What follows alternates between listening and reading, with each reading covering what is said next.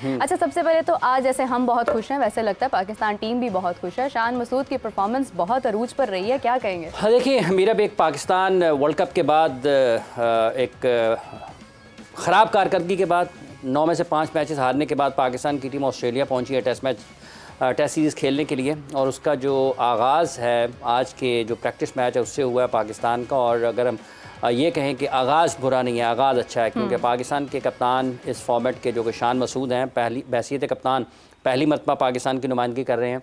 और पहली ही जो इनिंग्स थी, गो के ये इंटरनेशनल मैच नहीं है लेकिन फ़र्स्ट क्लास मैच तो है, उसमें उन्होंने आज एक ट्रिपल 3 फिगर इनिंग्स उन्होंने स्कोर की है। और जिस तरीके से उन्होंने बैटिंग की है, बड़े अच्छे अंदाज में उन्होंने सारा वक्त बैटिंग कर एतमाद के साथ खेलते रहे, अच्छे स्ट्राइक रेट के साथ खेलते रहे, क्योंकि उनकी सबसे बड़ी बात जो हो रही थी उनको कप्तान बनाने की और उनकी कारकर्दगी पर सवालिया निशान था। गो के ये इंटरनेशनल मैच नहीं है लेकिन एतमाद ज़रूर मिलता है जब आप एक अच्छे रन ऑन बोर्ड करते हैं, आप क्रीज़ ऑक्यूपाई करते हैं, लंबा वक्त आप क्रीज़ पर गुजारते हैं, तो उससे आपका एतमाद वापस आता है। और कल जो उन्होंने बात की थी कि हम यहाँ पर क्रिकेट खेलने के लिए आए हैं, किसी का मुंह बंद करने के लिए नहीं आए हैं, तो मेरा ख्याल है ऐसे बयाना से गुरेज भी करना चाहिए। आप जब अच्छा खेलेंगे तो लोग आपकी तारीफ़ ही करेंगे। बिल्कुल। जब आप नहीं खेलेंगे तो लोग आपकी कारकर्दगी पर बात करेंगे और आप उसको रोक नहीं सकते हैं। इवन जब आप बहुत अच्छा भी खेल रहे होते हैं उस वक्त भी आप गलतियां कर रहे होते हैं, तो आपको उन लोगों को साथ मिलाना चाहिए जो आपकी गलतियों की निशानदेही कर रहे होते हैं। इसी तरह से वहाब रियाज ने भी कहा जी हमें क्या फ़र्क पड़ता है जी, लोग बातें करते रहते हैं। ऐसा नहीं होता।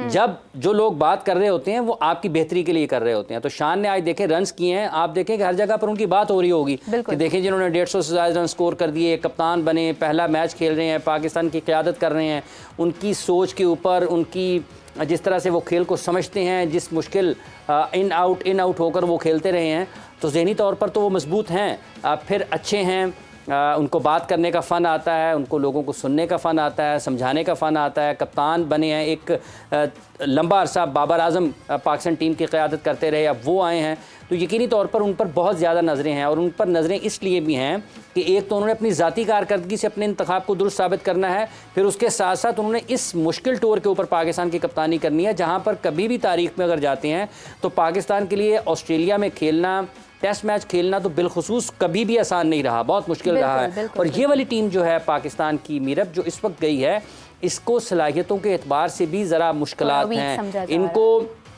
अपने वसाइल के एतबार से भी ज़रा मुश्किलात हैं पाकिस्तान के लिए। उतने ज़्यादा शानदार और उतने ज़्यादा तजर्बाकार खिलाड़ियों की खिदमात हासिल नहीं है। और फिर जिस अंदाज से वर्ल्ड कप में हार के गए हैं, तो बहुत ज़्यादा चीज़ें क्रिकेट के साथ साथ चल रही होती हैं जो खिलाड़ियों की कारकर्दगी पर असरअंदाज होती हैं। तो पाकिस्तान के लिए खुशाइंद ये है कि जब आप वर्ल्ड कप में बुरा खेले और जब आपने ऑस्ट्रेलिया की इस मुहिम का आगाज़ किया है तो वो अच्छे अंदाज से किया है। यहाँ से हम ये तवक्को ज़रूर करेंगे कि पाकिस्तान जब पर्थ में पहला टेस्ट मैच ऑस्ट्रेलिया के ख़िलाफ़ खेलेगा तो पाकिस्तान की टीम का ये जो एक कारकर्दगी इसकी झलक उसमें नज़र आए, और अगर नज़र आती है तो वो पाकिस्तान के लिए बहुत अच्छा होगा, क्योंकि शान मसूद, बाबर आजम, सरफराज अहमद, उनके साथ साथ सऊद शकील, इमाम उल हक, अब्दुल्ला शफीक, ये सारे के सारे ऐसे बल्लेबाज हैं जिनके ऊपर पाकिस्तान की निगाहें हैं, नजरें हैं, उम्मीदें भी हैं। हाफिज़ साहब, हमेशा से आपका जो ओपिनियन होता है वो बड़ा क्लियर और बड़ा अनबाइस्ड होता है। मेरे साथ बासित साहब मौजूद हैं। अस्सलाम वालेकुम सर, कैसे हैं आप? वालेकुम सलाम। मैं पहले ही माफ़ी चाहता हूँ, मैं जो हाफिज़ साहब बात करें मैं इससे एग्री नहीं करता। नहीं, बिल्कुल आपका अपना ओपिनियन है। मैं पहले कह रही थी हाफिज़ साहब जो उनका बिल्कुल अपना ओपिनियन होता है, आप प्लीज़ अपना ओपिनियन शेयर कीजिए, बताइए। अभी हाफिज़ साहब कह रहे हैं कि बहुत अच्छी परफॉर्मेंस है, पहले ही मतलब फ्रेंडली मैच, इसको फर्स्ट क्लास मैच तो है। मेरा सिर्फ एक सवाल ये कि हमेशा 20 आउट करने के बाद मैच जीता जाता है। बिल्कुल ठीक है। तो अभी बॉलिंग का टेस्ट तो होने दे। और ऑस्ट्रेलिया के जो चारों प्रीमियम बॉलर है टेस्ट मैच के, मिचेल स्टार्क, कमिंस, हैजलवुड और नेथन लाइन, वो तो खेल ही नहीं रहे। और जैसे हाफिज़ साहब अभी माफी के साथ मेरे बहुत मोहतरम है कि जैसे शान मसूद का कह रहे हैं कि कप्तान नॉक कराए, कप्तानी तो उनकी फील्डिंग में पता चलेगी जब वो मैच जीत के देंगे अपने फैसलों से। बैटिंग से थोड़ी कप्तानी की होती है, अपने फैसलों से। जब बैट्समैन को आउट कराएंगे ना, सामने वाले को, अपोजिशन को जब अपनी टैक्टिक्स से टेक्निकली आउट कराएंगे तो कप्तान अच्छे साबित होंगे। ये मेरा अपना ओपिनियन है, मैं माफी के साथ। ठीक है बासित भाई, आप बासित साहब आप बिल्कुल ठीक कह रहे हैं, लेकिन मेरा ये कहना सिर्फ ये है कि जो आज का खेल हुआ है उसमें शान ने जो रन्स किए हैं और जैसे सैफी ने रन्स किए हैं, दोनों ने बड़े अच्छे स्ट्राइक रेट के साथ रन्स किए हैं। बात ठीक है कि उनके जो जिन खिलाड़ियों ने उनके लिए टेस्ट मैच खेलना है वो इसका हिस्सा नहीं है, लेकिन आप समझते हैं कि कहीं ना कहीं इससे एतमाद ज़रूर आता है जब आप जाएंगे, बिल्कुल डिफरेंट किस्म की ऑपोजिशन होगी जब आप टेस्ट मैच में जाएंगे, तो कहीं ना कहीं बिल्कुल डिफरेंट जी। ये जो मैचेस है ना, आप इसको काउंट ना करें टेस्ट मैच से। टेस्ट मैच में तो एक तो हर चीज का टेस्ट होता है, बिल्कुल होता है। प्लस आपका अपोजिशन वो है जो टॉप क्लास बॉलर है। अभी आपने खुद ही कहा कि हम कभी भी नहीं जीते, तो आपके पास सबसे बड़ा जो इम्तहान इस टेस्ट सीरीज में है, आपकी बैटिंग थोड़ी आपकी बॉलिंग है, क्योंकि शहनशाह अफरीदी के साथ 2 फास्ट बॉलर कौन खेलेंगे आप बता सकते हैं? अभी किसी को नहीं पता।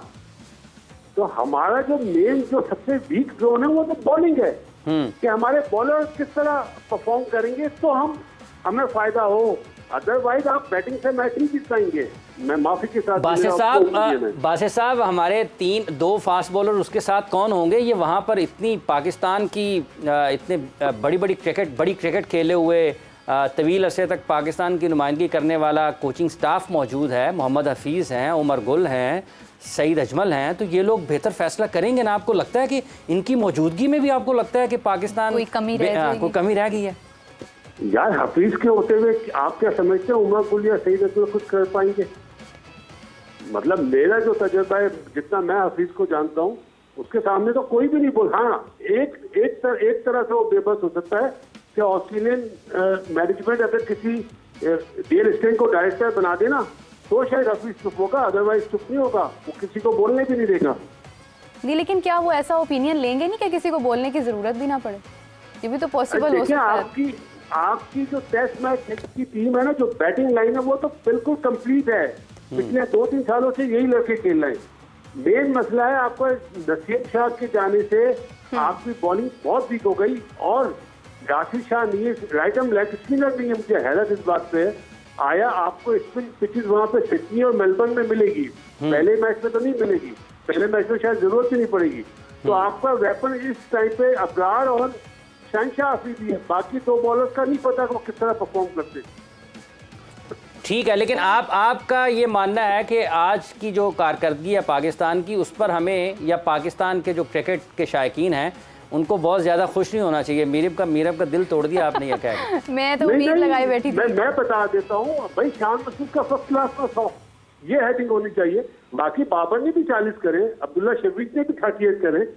बात ये होनी चाहिए कि आया शफाक जिस तरह आपने बताया 41 करे, तो भाई क्या ये लोग वहाँ पे बाबर आजम के अलावा क्या ये बच्चे वहाँ पे डिलीवर कर पाएंगे अगेंस्ट ऑस्ट्रेलिया पर्थ में?